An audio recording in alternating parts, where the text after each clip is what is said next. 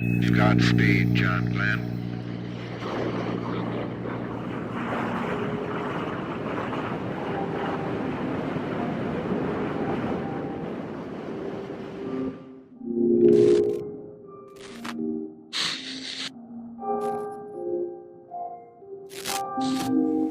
What's going on, everyone? It's Amber. You're watching the Museum TV.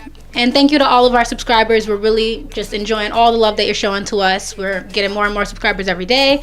Loving all the love on our social media, the Twitter, the Instagram. Keep it coming. Follow us if you haven't already. And subscribe to this YouTube channel. Keep up with all of our interviews. We have some great talent on our show all the time. And you're really just doing a disservice to yourself to miss it. So just don't do that. All right, so the Museum TV is a vlog, and as we are getting more and more involved in our social media and in this growing culture, video and photography is really becoming like the pioneers and really like holding it down in terms of popular culture. So today we're joined by the Boston-based photographer, Matt Surette, to talk about what it's like to be a photographer in 2017 and talk about his own little gig, Matt Surette Productions. Absolutely. How you doing today? Good, yourself? I'm doing all right. Nice to have you here. Definitely glad to be here. Photographers are just running the game right now, yeah. And you are no different. You're really holding it down in Boston. But I'm sure that it's different nowadays than probably the people that you studied in history in terms of photography. Everyone can literally take pictures on their phone. I just took like a picture of like the sunset the other day, and I was like, oh shoot, I should be a photographer. I got like... What is it like to be a photographer in this era? I mean, honestly, this is definitely something that when I first started doing this, it was definitely a fear I had because of the ease of access of everyone that can just, take a phone and take a picture. And, you have people that do that just to do that, but also people that kind of go above and beyond and, might call themselves a photographer off of that. Yeah. The way that I look at it is that basically anyone with a phone or anyone with a camera in general can call themselves a photographer, but in the same sense, you can say, if you have a laptop or you have a piece of paper, you can call yourself a writer. Right. If you have a football, you can call yourself a football player. But I think one of the main things is that there's no training behind that, and there's not really as much dedication and there's not much time put into it to kind of get to that self where you can call yourself a photographer. It was one of the things growing up that I was kind of hesitant to because I almost felt like it was cocky. Am I at a point where I can say I am a photographer, or is it, am I someone that's just doing it as a hobby? Exactly. But like I said, along the way and within your experiences, you definitely learn to, earn that kind of title for yourself, I guess you could say. It's kind of crazy because like as an artist or even as an entrepreneur, it's like at what point do you start to take yourself seriously? Without like, being cocky and am I legit? Right. When do you feel like you've gotten really serious at photography? I think the other thing too was just kind of this, I actually asked one of my this girl Shay that I'm friends with who has a good artistic mind, and I actually texted her one day probably a year or so ago, and I was like honestly, because she understands it, and other people that are in the art field kind of understand it. And I said to her, I was like, am I at that point where I can call myself a photographer? And she kind of just said to me, do you look at your work and are you proud of your work? And I think that's something that I took into consideration. I said, yeah, this is definitely something that I'm proud of in the work that I present, even if it doesn't affect other Shay's people. Shay's a good friend. Really, yeah, definitely. Like I said, I think that's important to have, not only friends that may support you and don't have interest in it, but definitely the friends that, are able to relate to the situations you're going through. Definitely makes it a lot definitely helps. I think once you start to see I said this in another deja vu, but once other people start to see you take yourself seriously, or once they start to show love, that's another time when like, okay, maybe I have gotten there. Yeah. I was looking at your Instagram and I love your style. I think it's very distinctive. Appreciate that. You do some like city shoots or urban? Yeah, I mean, just to kind of like a little background is one of my main things that I've always told myself, and the way if someone asks me what I do, I also I tell people that there's nothing that I don't do, and again, that's not in a way of being cocky, but I don't want to settle for one thing, and I don't want to settle for one aspect of the field. I want to be able to I want to be able to take any call I get, any email. I want to be able to, it might be out of my reach, but at the same time, I want to have the ability to, be able to talk to you about that. And if you want to do a wedding or, like I said, I mean, I recently got involved with shooting, ballet dancers, something that I would never expect myself doing. But again, that's another form of art. And, along the way, the more work that you do, you learn to appreciate more things. And I think that definitely helps you grow, like I said, as an artist, rather than being focused on one thing and kind of putting all your time towards that, you know, keep yourself versatile. And keep on growing. When you talk about like getting that call, is that kind of how it worked out with the rappers or the local artists around Boston? I think I definitely, like I said, you kind of have to build a name for yourself, and then, you know, word goes on. I think that's definitely important. You know, if you can get to a point where you don't have to advertise, I mean, promotion's everything. You definitely want to keep your brand flowing, you know, all over social media. That's what's the most important thing for our generation, you know, unfortunately or fortunately. Yeah, but in our generation, you've been working with, you know, Vintage Lee, Pistola. Did you know them before? Like, were you friends I actually already? didn't. Vintage Lee, I actually was listening to her music, and I think that's another thing too, where, you know, it's kind of crazy where you listen to someone and then all of a sudden, you know, you're working with them and you build more of a personal relationship with an artist rather than just what you might be assuming, because you don't truly know them through their music. But yeah, Vintage is awesome. We recently did a shoot for her album cover, or for her single artwork for one of her songs. And she's definitely getting recognized, so like... Yeah, definitely. And like I said, for you to, you know, be working with her too. For sure. The more that she gets recognized, like I said, you know, if that artwork's going out there and, you know, my name's behind it, it's definitely something that's like a partnership, more satisfying. Kind of. Yep. Right, I got you. So like, you travel too with your photography. Yeah. Where have you gone?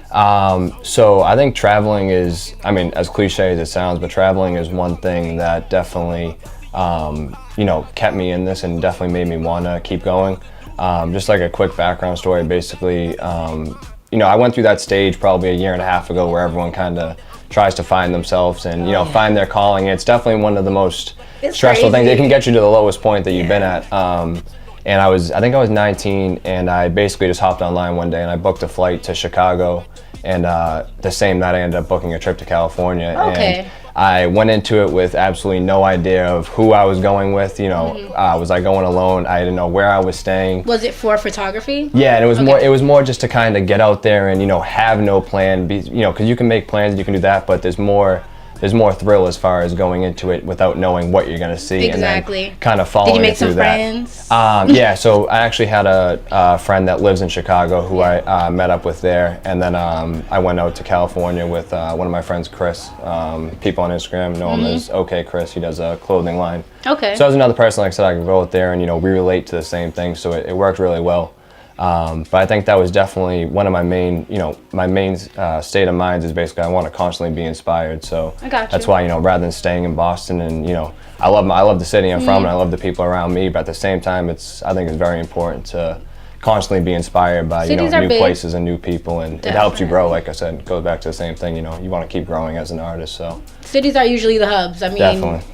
Ever since way back, you want to make it big, you go to a city, and if you are really big, you got friends in every city. For sure. And hopefully, soon enough, you'll have friends all around the world too. You know, where you can, you know, go. If I went back to San Diego or I went back to, you know, LA or something like that, like I said, you build a name for yourself as you go.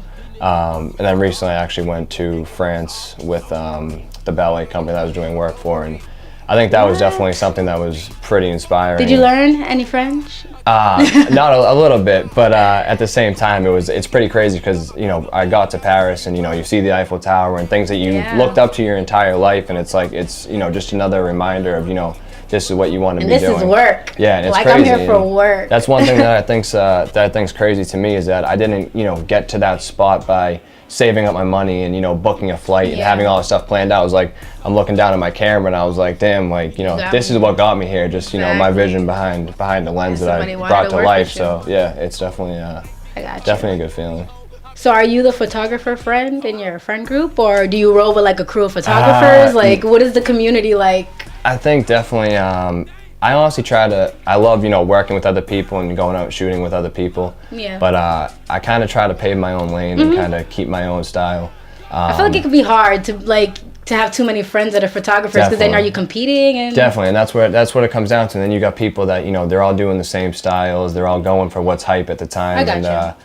Like I said, I like to do my own thing, and then, like, you know, even like you said from the start, you know, you recognize my style, and I think that's important because, you know, it's, you know, to me it stood out from everyone else. It's just like powerful. It's just like, it just gets you. It's and like that's what's sharp cool too, is you can put colors it's and like high definition. Yeah, it's nice. One of the coolest parts is that, you know, say for example, I shoot like the Zakim Bridge a lot, but it's very cool to know that say someone that works in the city or someone that just lives around Boston, that's something that they're traveling through every day to get into the city. But for me to hit it from, you know, a certain perspective and then give them something to bring something to life that you see every day, but you never see it from that perspective. Exactly. I think that's something that if you have the power to present that, it's definitely something important. So definitely nice. Well, pretty you are cool. about your stuff. Yeah, definitely. I try. You are legit, and you really been pushing the culture forward, working with, you know, Vintagely, working with Pistola, and I'm sure that's just the beginning of people that you'll work with. For sure. So we're really happy to have had you on the show. Thank you for stopping by the museum.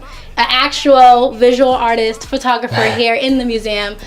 We're not the traditional museum, so sometimes we have different types of business owners and artists. So we got a nice photographer here. So thank you for blessing us. Appreciate you guys having me. If people want to, you know, work with you or maybe hire you, have some inquiries, where should they hit you up? Mainly I'm on Instagram. It's pretty much my main platform. It's at that? Shot by Surette, S-H-O-T by Surette, my last name. Or my website, mattsurette.com. And then I keep everything fairly simple. My email, photos@mattsurette.com. Definitely. And it's pretty much the main plugs to find where I'm at. So hit them up. All right. So you may have an iPhone, and yes, the camera may be on fleek, but don't just go take your own pictures. Don't go to, you know, Lil Bozo down the street. Go to a real photographer, someone with technique, someone who studied it. Keep it alive, because even though it's accessible, we got to really support our creatives, the people that do this for a living, who have studied it. Support the Museum TV. Follow all of our interviews by subscribing to this channel. Follow us on social media, Twitter, Instagram. Check us out. Thanks for supporting. Bye. Yeah, I know you hate being one of them bitches that rappers be rapping about. Applying the pressure to pussy niggas all around me, they tapping out. These niggas got me pissed off. These niggas thinking I'm soft. Show them the teeth. Ride on your block and I'm throwing 3. I lead the ball, come and follow D. Bitch, swallow my cock till you throw a cot. 1,000 U's, only one to buy. Paid 1,000 dues, better give me mine. Got my cracker back me, now the city mine. Damn, I fuck it back.